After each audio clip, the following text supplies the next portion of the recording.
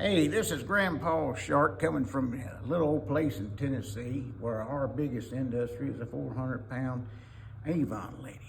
Now, today we're going to talk about how these water meters work and how you can tell if you got a leak or not.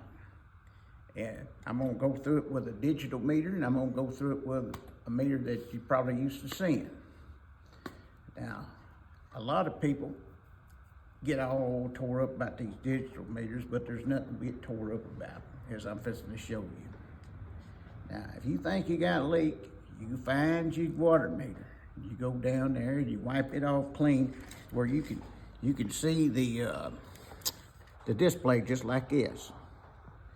Now, you see the far number to the left, like it's a 241. Now watch it when I blow through it.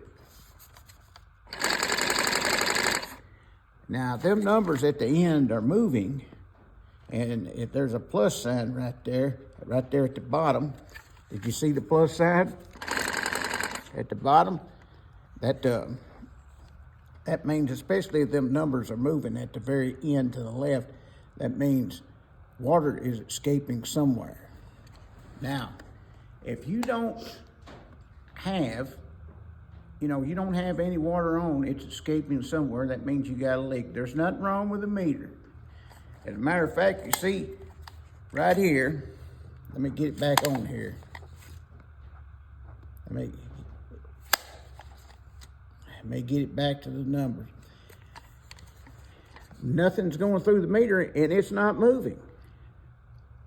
So, it's not going to move unless something makes it move. Just make sure all the water's off inside the home, and like I said, if there's a leak with no water running in the home, it's going to be showing up on the meter. It's going to be escaping. The only time this meter should ever move is when you're running water. If you're not running no water and this meter's moving, it means you got a leak.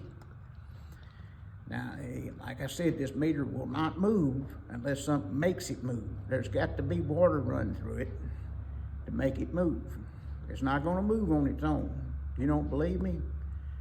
Turn the meter off at the road and sit there and watch it. It'll never move an inch. But anyway, like I said, that's how you can tell you got a leak on these digital ones. Now, like everything else, after you've had it open a minute or two, it'll go blank. And so what you do, you see this there's a little magnet right here. And what you do is you open it and close it a couple times. Open it and close it. Open it and close it. Voila, you got your numbers back and you can see what's going on again.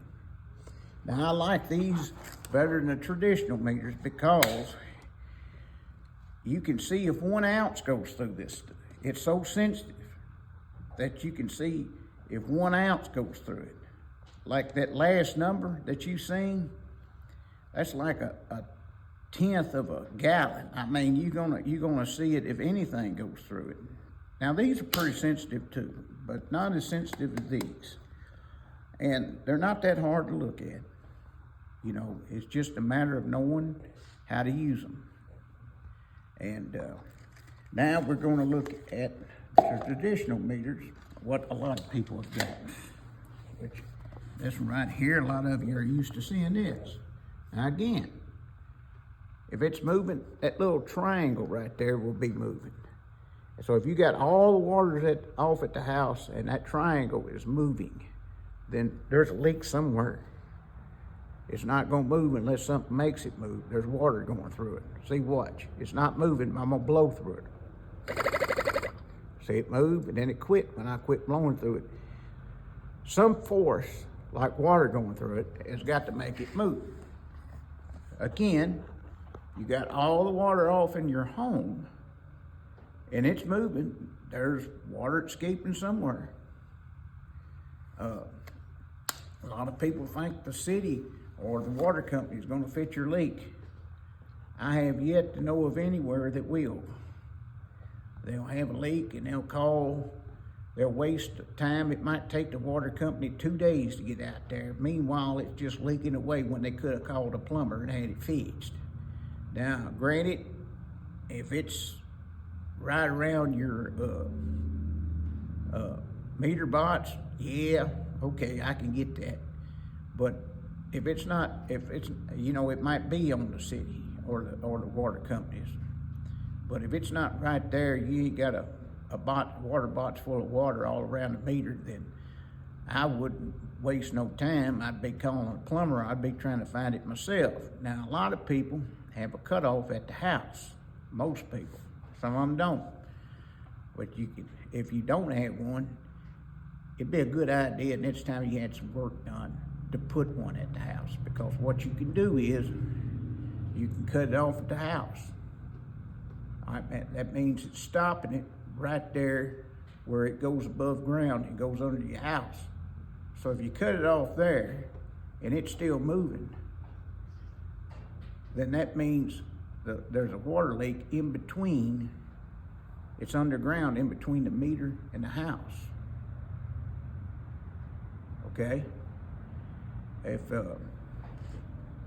vice versa, you know, if you cut it off there and it stops, then that means there's a water leak past that point under the house. You can isolate the leak. If you got a long line, what you need to do is about every 50 foot, put a cutoff on your line where you can isolate your leak, and you won't be sitting there searching 300 or 400 yards, you know, if you live way off the road, to be trying to find where it is underground. It doesn't always have to surface. Gravity is going to take, it's going to take the path of least resistance. Gravity is going to take it down first. Don't be sitting there and arguing with the water company, because you're just wasting time and costing yourself money. You need to be finding where the leak is. I done showed you that it's not going to, the meter will not move unless something's making it move and water is escaping. So you need to be trying. Now, if you live like me, I live 100 feet from the road. Well, you know, I don't really need no cutoff in between the road and the house. But if you live like, you know, a few hundred yards, or even 200 yards or something from the road, every once in a while you want to cut off on that line where you can isolate it and say, okay, this is a spot I need to dig up. I don't need to dig up the whole yard. You can turn it off and check the meter and see if it's still moving, and isolate the leak. Now, this is a tricky one. A lot of times when a toilet's running, it'll move, stop, move, stop. It won't run all the time. So you could have a high water bill and go out there and the meter not be moving. Well, again, that meter's not gonna move unless something makes it move. And a toilet, I'm gonna tell you, a toilet will run a bill up so high you think a line's broke. You think about it, a whole month of that toilet running here and there and yonder. And they just check it once a month. You got a whole month of that going on. I've seen people put in a whole new line, and all they had to do was buy a $10 flapper, toilet flapper. You could buy the whole guts that go inside of a toilet, and it'll cost about $30. There's no use in spending $500 to $1,000 putting in a new line. What you do, if you go down there and you got a high water bill, and you ain't got a bunch of kids running around leaving water on, more than likely there's a toilet running. What you can do is, especially if you go down there and the hand's not moving, so what you do is you lift the top off of the tank and you get you some food color and you mix it all in the water where it's all red or blue or whatever color you pick. And then you come back about an hour later, nobody using that toilet. And it's the inside of the toilet is blue or red or whatever color, then it's pretty obvious it's a flapper. You got a bad flapper.